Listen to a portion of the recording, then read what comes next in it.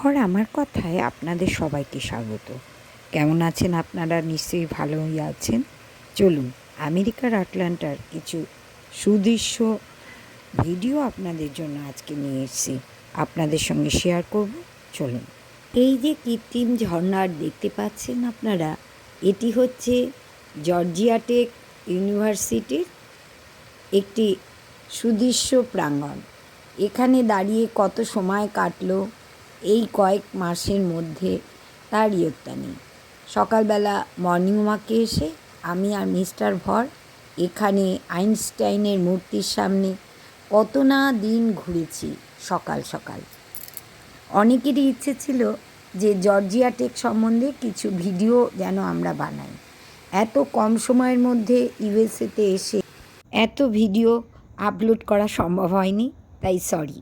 তাই ইচ্ছে আছে কলকাতায় ফিরে সময় সুযোগ মতো আপনাদের জন্য সব ভিডিও একত্রিত করে আপলোড করে দেব। এখন দেখুন কেমন ঝর্ণার সামনে আমরা তিনজনই একটু ঘুরে বেড়াচ্ছি। 2024-এর 25শে জুন আমরা এই ইউএসের আটলান্টা শহরে এলাম। এখন দেখছেন আমরা জর্জিয়া টেকের মর্নিং ওয়াকে বেরিয়েছি। এখানে চার্চের সামনে দাঁড়িয়ে আমরা কিছুক্ষণ ঘোরাঘুরি করছিলাম। ফাদার বা ওখানকার যারা রয়েছে তারা আমাদের ডেকেছিলেন, কিন্তু আমাদের এখন সেখানে যাবার মতো মন স্থির করে আসেনি, সময়ও নেই। তাই ওখান থেকে চলে এলাম আরেকটি মসজিদের কাছে। তো জর্জিয়া টেক চত্বরেই আছে বাঙালি মসজিদ। কিছু বাঙালি লোকও আছেন এখানে। তাদের কাছ থেকে পারমিশন নিয়ে এখান থেকে একটি কাশফুল নিলাম আমরা। কাশফুল কলকাতায় বসে ভাবতাম শরৎকাল বিতান কিভাবে বোঝে। শরৎকাল বিতান বুঝলো কি বুঝলো না, আমরা কিন্তু খুব ভালোভাবেই বুঝতে পারছি আটলান্টায় শরৎ এসে গেছে। আগমনীর ডাক হয়তো বাংলার ঘরে ঘরেও এসেছে, কিন্তু আমরা তো এখন বাংলায় নেই। তাই এখানেই এই কাশফুলের সাথে উপভোগ করছি শরতের আগমনী বার্তা। যারা যারা ইউএসের ইউটিউবারদের ভিডিও দেখো তারা তো জানোই, নতুন করে আমি আর তাদের কি বলবো। যারা জানো না তাদের জন্য বলছি, ওই দেখো দুদিকে রাস্তার ডাস্টবিন রয়েছে এখানে। তাই ডাস্টবিন বাসিন্দারা নিয়ম করে ময়লা ফেলেন। ক্লিন করা যাদের কাজ সেই সব বড় বড় গাড়ি এসে সিস্টেমেটিক্যালি সব ডাস্টবিন ক্লিয়ার করে নিয়ে যায়। আমি মিস্টার ভরের সঙ্গে মর্নিং ওয়াকে এলে ওনার একটু অসুবিধা হয়, কারণ আমি ভিডিও করতে করতে গেলেই তাকে দাঁড়িয়ে পড়তে হয়। আর উঁচু নিচু রাস্তা, অনেকটা ঢাল, আবার কখনো অনেকটা খাড়াই, আমার একটু হাঁটতে দেরিও হয়। উনি একটু রেগেই যান। চ্যানেলটি আমার নামে হলেও চ্যানেলটি আমাদের পরিবারের, এমনকি আমাদের যারা দেখছে তারাও আমাদের সেই পরিবারের অঙ্গ। দেখো বাড়িটি কত সুন্দর, বাইরে থেকে দেখতে খুব ভালো লাগলো। বাড়ির বাইরে একটি ছোট্ট সিংহের মূর্তি। এই দেখো একটি আপেল গাছ, আপেল ফলে আছে। কেমন লাগছে না? আমাদের কলকাতায় তো এরকম দেখা যায় না, দার্জিলিংয়ে নাকি দেখা যায়। একবার গিয়েছিলাম, দেখেছিলাম, কিন্তু এরকম অনেক গাছের মাঝখানে একটা আপেল গাছ, কেমন বড় বড় থোকা থোকা আপেল ফুলে আছে। আর এই দেখো এই যে বাড়িটি, এই বাড়িটিতে বিতান আমেরিকা এসে প্রথম উঠেছিল, সেই সময়কার জীবনযাত্রা কাটিয়েছিল। সেই নিয়ে বিতানের সঙ্গে কথা বলছি যে ওই বাড়িতে ওইখানে ছিলি তো, সেই সময় সেই বাড়িটা আজকে দেখলাম। তো আপেল ফুলে আছে। দেখো টি শার্টে বিতানের ছবি, তাই দেখে বিতানের বাবা ভিডিও করছে। বিতানের বাড়ির কাছে হালাল গ্রসারিতে চলে এলাম। বিতান যখন প্রথম আসে তখন তাকে হেঁটেই বাজার করতে হতো এবং একা রান্না করতে হতো। তাই এই বাড়ির কাছে হাঁটা পথেই এইখান থেকেই সব বাজার করতো। এখন তো গাড়ি হয়েছে, গাড়িতে করে সব জায়গায় আমাদের নিয়ে যাচ্ছে। এই দেখো অনেক দিন ধরে মাছের ফিলে, ফ্রোজেন ফিলে মাছ খেয়ে খেয়ে মুখে চড়া পড়ে গেছে। তাই আজকে এই হালাল গ্রসারি বিতানের দাদু বলে, ওনার কাছ থেকে এই রুই মাছটা কেনা হলো। এবং উনি বলছেন যে কিভাবে কাটবো সেটা দেখে নাও। আমরা এই সুযোগটা কেন ছাড়বো, তাই আমরা ভিডিও করলাম।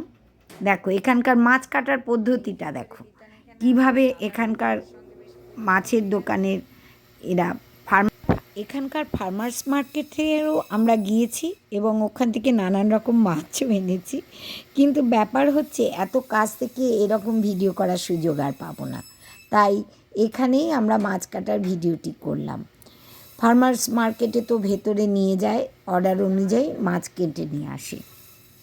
এখানকার অনেক গৃহিণীরাই ইউটিউবে এইসব ব্লগ ছাড়েন, তখন আমাদের মনে হয়েছিল যে এরকম ভিডিও দেখে যে কী আছে, এইসব মাছ তো খেতে ভালোই লাগে, ফিলে করা মাছ, ফ্রোজেন মাছ, এই করব ওই করব, কিন্তু 1-1.5 মাস যেতেই ফিলে মাছ, ফ্রোজেন মাছ খেতে একদম ভালো লাগে না, কীরকম যেন মুখটা লাগে, মাছটা যেন কেমন লাগে।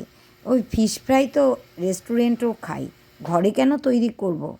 ওই জন্য এখান থেকে একবার ইলিশ মাছও নিয়ে গিয়েছিলাম আমরা, উনি ভালো ইলিশ মাছ দেন। ভালো ইলিশ মাছ এলে ফোন করে আমাদের জানিয়ে দেন, আমরা এসে নিয়ে যাই। মাছ তো বিতান খায় না, তাই একটু অসুবিধা হয় আমাদের, তাই ওই জন্য চিকেন খেয়ে খেয়ে এই কয়েকটা মাস চললো, মাঝে মধ্যে দুদিন ইলিশ মাছ আর এই কাটাপোনা মাছ এবার নিয়ে যাচ্ছি, যেদিন বাড়ি যাব তার আগের মধ্যে নিশ্চয়ই শেষ হয়ে যাবে। ফার্মার্স মার্কেট থেকে ভেটকি মাছ এনেছিলাম, সেও খাওয়া হয়েছে, সেটা বিতান খেয়েছিল। চিংড়ি মাছটা একটু খায়। মাছ কাটাটা দেখেছো? আমার তো দেখেই ভয় করছে, একটু এদিক ওদিক হলেই ব্যাস, আর দেখতে হবে না। সে যাই হোক, আঁশটা কিন্তু ছাড়াতে হবে বাড়িতে নিয়ে গিয়ে। টাটকা মাছের মতো মনে হলেও টাটকা নয়, বরফে দেওয়া ফ্রোজেন, কিন্তু ওই ফিলে মাছের থেকে ভালো। ভালো ভালো তো বলছি, কিন্তু খুব এক্সপেন্সিভ। মাছটার দাম পড়লো প্রায় $18 সামথিং। 1.5 কেজি ইলিশ মাছ দিয়েছিল $22 সামথিং। মাছ কাটা হয়ে গেল, এবার প্যাকেজিং হবে, পেমেন্ট হবে। একটা কথা না বললেই নয়, এখানকার মানুষজনরা প্যাকেজিংয়ে খুব মাস্টার। যে কোনো জিনিস আমরা কিনবো, এত সুন্দর করে প্যাকেট করে তার বলার কথা নয়। কিছুদিন আগে আমরা একটা কম্বল কাম বালাপোষ টাইপের কিনেছিলাম, প্যাকেট করে সেটাকে একটা ছোট্ট 1.5 ফুট বাই 6 ইঞ্চি একটা প্যাকেটের মধ্যে, 6 নয় 10 ইঞ্চি একটা প্যাকেটের মধ্যে দিয়েছিল। খোলা হবার পর সেটা দেখলে অবাক হয়ে যাবে, বিশাল আকার নিয়েছে, সেটা সারা খাট ভর্তি হয়ে গেছে। মাছ প্যাকেট হচ্ছে, দেখে নাও সেই কম্বলটি। বিতানের এক আন্টি থাকেন এখানে, উনি আমাকে বলেন বিতানের কথা, ফোনে ফোনে ওনার সঙ্গে আলোচনা হয়, সেই সুবাদে এখানে এসে তার সঙ্গে দেখা হয়েছিল, তার বাড়িতে গিয়েও ছিলাম। তিনি বলেছিলেন এখানে রেকুন নামে একটি প্রাণী আছে, সেই প্রাণীটির থেকে একটু সাবধান থেকেও বিতানকেও বলা আছে। এই দেখো, এই হচ্ছে রেকুন। আটলান্টার জলা জঙ্গলে সব জায়গায় এরা বেশ বিচরণ করে। রেকুন নামে একটি প্রাণী মানুষের বাড়ির আশেপাশে থাকে, কিন্তু পোষ মারে না। বিতান আর ওর বাবা একটু বেরিয়েছিল মার্কেটে, সেই সময় হঠাৎই দেখলাম লেটার বক্সের ওপরে, ওটা কি বেড়াল নাকি? না, বেড়ালের মতো তো না, কাঠবিড়ালির মতো দেখতে, অথচ সাইজটা বেড়ালের মতো। ভালো করে লক্ষ্য করলাম, আর ওই বিতানের আন্টির কথাটা মনে পড়ল। মেলাচ্ছি, গুটি গুটি পায়ে এগোচ্ছে। আমার মোবাইলটা সিঁড়ির থামে আটকে যাচ্ছে, তাই সামনে থেকে এরকম দেখতে, দেখো কাঠবিড়ালির মতো, কিন্তু মুখের আর চোখের কাজটা কালো রঙ। এইবার ওই লেটার বক্সের পাশে ডাস্টবিনটা থেকে কি একটা নিয়ে এলো, একটা হাড়ের মতো, খুব আনন্দ সহকারে উনি খাচ্ছে। এখানে কাঠবিড়ালি আছে প্রচুর, কিন্তু কাক দেখতে পাওয়া যায় না, কারণ এই রেকুন জাতীয় প্রাণী এখানে এত আছে যে কাক ডাস্টবিনে বসতেই পারে না। নিয়ম মতো সমস্ত ময়লা পরিষ্কার হয়ে যায়, আর তাছাড়া যা কিছু বাড়তি থাকে বা ডাস্টবিনে হানা দিতে পারে, এরাই শুধু হানা দিতে পারে। তাই মানুষের আশেপাশে কাকের উপদ্রব থেকে এখানকার মানুষরা খুব স্বচ্ছন্দ। এরা কিন্তু মানুষকে খুব একটা ডিস্টার্ব করে না, মানুষের ঘরেও আসে না। যদি বেকায়দায় পড়ে যায় তাহলে কামড়ে দেয়, আর কামড়ে দিলে অবশ্যই তোমাকে ইঞ্জেকশন নিতে হবে। ওই দেখো পালাচ্ছে পালাচ্ছে, পালিয়ে চলে এলো, আবার এসে বসেছে, বসে আবার খাচ্ছে, আবার কিছু একটা নিয়ে এলো, নিয়ে এসে খাচ্ছে। কাঠবিড়ালির কিন্তু ছবি তোলা যাবে না, কিন্তু এদের দূর থেকে ডিস্টার্ব না করে এইভাবে ছবি তুলতে হবে, নিরাপদ দূরত্ব বজায় রেখে। এরা সাধারণত দলবদ্ধই থাকে, গোষ্ঠীর লিডার থাকে একজন, আর চারিদিকে ছড়িয়ে ছিটিয়ে তারা সকাল থেকে রাত্রি পর্যন্ত খাবার সন্ধান করে, স্তন্যপায়ী জীব। ভিডিওটা করার পর একটু পড়াশুনো করলাম, যা জানলাম তাই তোমাদের জানাচ্ছি। সদা সতর্ক এই প্রাণীটি, ওই দেখো পালালো পালালো পালালো, আর আসবে না। মানুষের আওয়াজ পেয়েছে যে, তাই ও মনে হয় চলেই গেল। এই দেখো দলপতির সঙ্গে তার ছানাপোনারা সব রয়েছে। বিড়াল আর কাঠবিড়ালির মাঝামাঝি প্রাণী। ইউএসএতে এসে আরেকটি অভিজ্ঞতা, আমরা এখানে ভিত করতে দেখলাম, আর কিছুদিনের মধ্যেই এই কাঠের স্ট্রাকচারটা তৈরি হলো। আমাদের চোখের সামনেই গড়ে উঠছে এই বাড়িটি। প্রতিদিন এখান দিয়ে আসা যাওয়া করি, মর্নিং ওয়াক করি, দেখতে পাই। কিছুদিন ধরে দেখেছি মেঝেটা হয়েছে, আর তারপরে কাঠের স্ট্রাকচার। আর এই দেখো এখানে ডাস্টবিন ক্লিনার্স সংস্থা এসে গেছে। এই অভিজ্ঞতাও তোমাদের সামনে আজকে শেয়ার করলাম, কিভাবে মেশিনারিজ ভাবে এখানে মানে সুইপারদের কাজ হয়। তোমাকে নিয়ম মতো ডাস্টবিনে ময়লা ফেলতে হবে। আর এই দেখো বায়োমেট্রিক টয়লেট। আমরা একতলার স্ট্রাকচার দেখিয়েছিলাম তোমাদের, এবার দোতলার স্ট্রাকচার হচ্ছে, দোতলা হচ্ছে। যারা এখানে কাজ করে তাদের টেম্পোরারি বাথরুম, টয়লেট, এটা টেম্পোরারি। বাড়িটা প্রথমে একতলা হলো, এখন দোতলা চলছে। এইভাবেই আমেরিকাতে কাঠের বাড়ি তৈরি হয়। এটি যখন তৈরি হয়ে যাবে তখন বোঝা যাবে না যে এটি কাঠের বাড়ি, কিন্তু যারা দেখলাম আমরা যে কিভাবে তৈরি হচ্ছে, তারা তো বুঝতেই পারবে। রং ঠং করে এমন একটা পরিপূর্ণতা এনে দেবে, বোঝাই যাবে না যে এটা কাঠের বাড়ি। একদিকে তো ভালোই, ভারী ওজনদার বাড়ি করার চেয়ে হালকা বাড়ি তো পরিবেশের জন্যও ভালো, পরিবেশবিদরা তো তাই বলেন। এখন তোমাদের একটা অ্যাবস্ট্রাক্ট স্কাল্পচার দেখাচ্ছি জর্জিয়া টেকের ভেতরেই।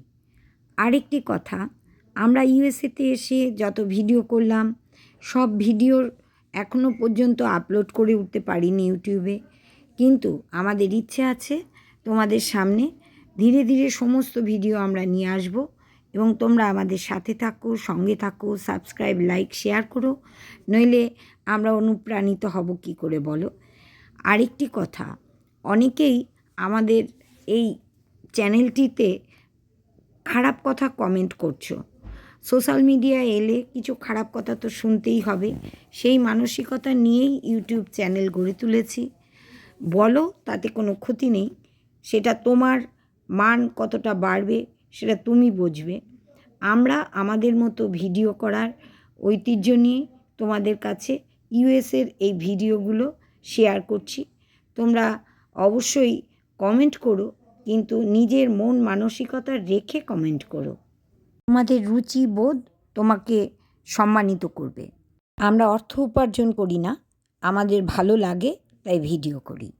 আমাদের এই নিঃস্বার্থ ভিডিও মেকিংয়ে তোমরা অবশ্যই আমাদের সাথে থেকো, পরিবারের অংশ হয়েও, তাই সাবস্ক্রাইব করো, কমেন্ট করো ভালো। এখানেই শেষ করছি, নমস্কার।